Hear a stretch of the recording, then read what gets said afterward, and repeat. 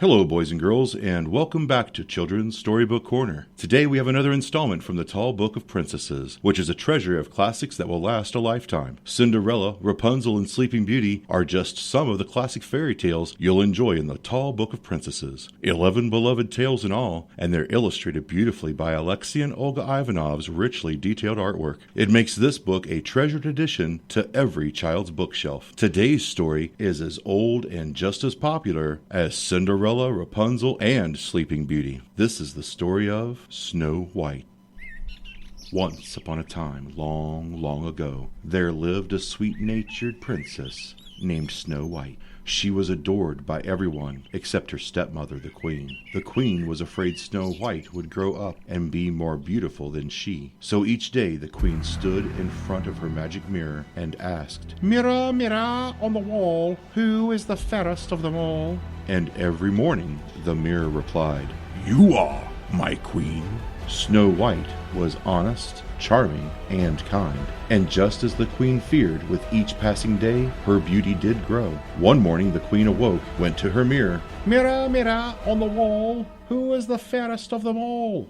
The mirror said, "You are beautiful, it is true, but Snow White is prettier than you."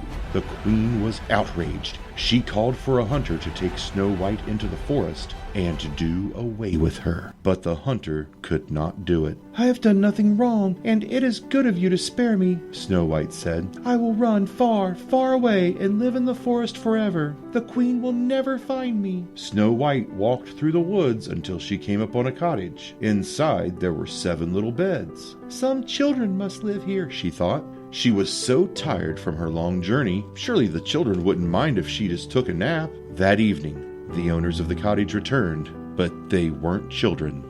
They were little men. Each man had his own small tools for working with the gold mine. Snow White told them about her troubles. "I can never go home again." All 7 dwarves agreed. She should live with them. The next day, the queen asked once again, "Mirror, mirror on the wall, who is the fairest of them all?"